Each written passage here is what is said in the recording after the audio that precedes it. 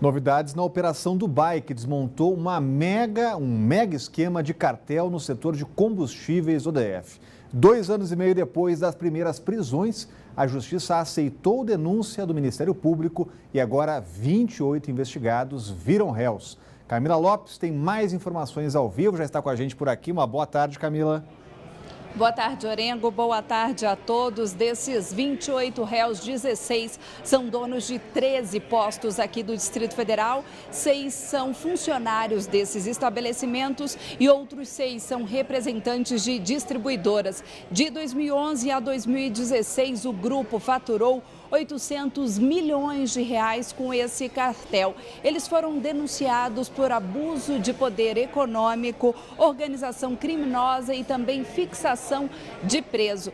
E aí, para poder reparar todo esse prejuízo causado por essa organização criminosa, a Justiça determinou o bloqueio de bens, tanto das pessoas físicas quanto também das empresas envolvidas nesse esquema, e aí no valor de 800 milhões de reais.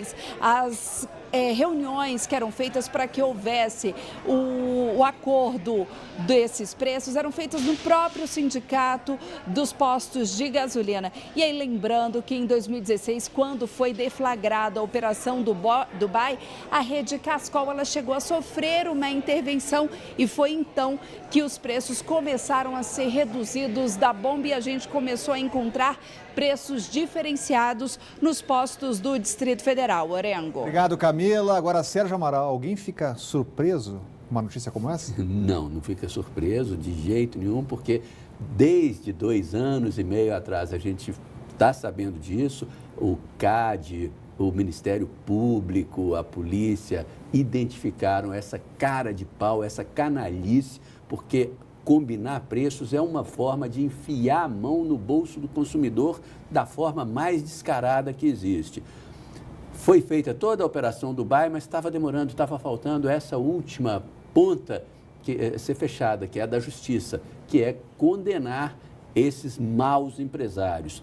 Principalmente porque a gente tem indícios de que nos últimos meses a coisa voltou a funcionar, né? A gente continua vendo aqui em Brasília e praticamente todo o Distrito Federal um número muito grande de postos praticando praticamente o mesmo preço. E é difícil da gente aceitar que os custos de um posto com 5, 6 funcionários são os mesmos custos de um posto com 20 funcionários e que oferece uma gama enorme de serviços. Então, aí tem.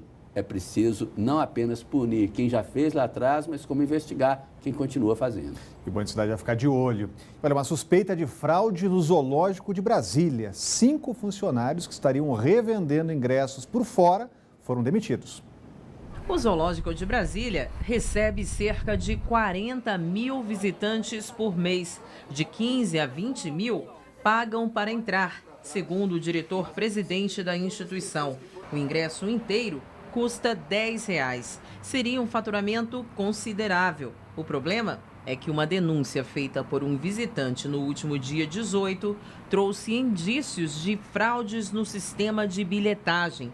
5 funcionários da portaria foram demitidos por estarem supostamente revendendo os ingressos. A partir do momento que a gente identifica, que a gente encontrou elementos para a investigação, nós decidimos em não conduzir esse processo investigativo no âmbito da Fundação, para que tivesse a maior idoneidade, maior transparência, né, para que nada fosse deixado de ser avaliado. Então nós procuramos a Controladoria Geral, autuamos um processo e subimos pelo SEI todas as evidências para lá. O diretor-presidente informou que os funcionários demitidos trabalhavam há mais de 4 anos no local. Eles eram de uma empresa terceirizada que continua atuando no zoológico. Ele disse ainda que nos últimos 20 dias, as câmeras de segurança instaladas na portaria do zoológico flagraram os funcionários agindo pelo menos outras 3 vezes. A maior suspeita que nós temos, pelo que a gente identificou até o momento, é que era cobrado uma quantidade X de ingressos e devolvido ao visitante uma quantidade a menor. Inclusive, eu faço um apelo, se qualquer outro visitante tiver uma informação nessa linha e quiser trazer mais informações para o zoológico que passou por essa situação, que nos procure. Na tentativa de evitar que o problema volte a ocorrer, o diretor-presidente adiantou que um novo sistema de bilhetagem deverá ser implantado no zoológico. Estamos buscando algumas providências para permitir o acesso do público direto para o zoológico por um estacionamento e para que todo o público acesse a bilheteria e o contraponto a pé. Isso vai ficar muito mais fácil a contagem e é uma providência que já vinha sendo providenciada até que a gente consiga finalizar o processo de aquisição do novo software e do novo sistema de etiquetagem. A Procuradoria-Geral da República recorreu do habeas corpus concedido ao ex-ministro José Dirceu. A PGR usa as palavras omissão, contradição e obscuridade para descrever a decisão do Supremo que suspendeu a execução da pena de 30 anos. Voltamos a falar ao vivo com a Renata Dourado, um assunto que vai dar muito o que falar ainda, né, Renata? Pois é, Rodrigo. A gente lembra aqui que essa decisão de conceder a liberdade ao ex-ministro José Dirceu veio da segunda turma do Supremo Tribunal Federal no final do mês de junho deste ano. Então, qual foi aí o entendimento? E antes disso, a gente lembra que o José Dirceu ele estava preso em consequência de uma decisão do próprio Supremo Tribunal Federal, de que o condenado em segunda instância já pode começar a cumprir essa pena. Não é uma obrigatoriedade, mas sim uma possibilidade. Então, diante desse entendimento, ele começou a cumprir essa pena, inclusive estava preso na Papuda, aqui do Distrito Federal. Só que nesse julgamento aí da segunda turma, qual foi o entendimento da maioria dos ministros? De que, ao recorrer, e ele tem essa possibilidade de recorrer em instâncias superiores, essa pena dele de mais de 30 anos de prisão, que foi pelo Tribunal Regional Federal da 4ª Região, poderia ser reduzida.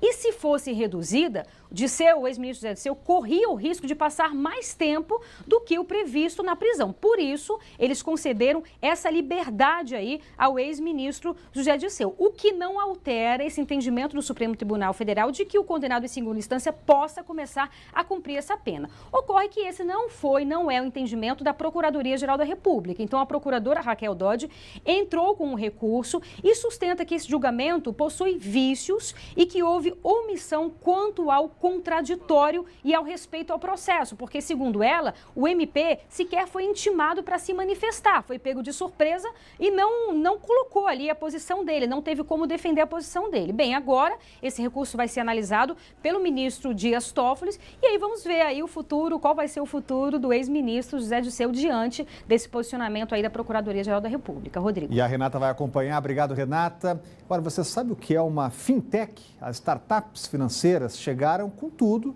e prometem mexer com a concorrência do setor. Atrativos como taxas mais baixas de juros, aliados à portabilidade, estão dando uma nova cara à relação dos consumidores com os bancos. Há quase um mês está em vigor uma regra do Conselho Monetário Nacional que permite a transferência do dinheiro da conta salário para outras instituições financeiras sem custos. Você já ouviu falar em startup financeira ou fintech? Não. Não. Tem nem ideia do que seja? Não.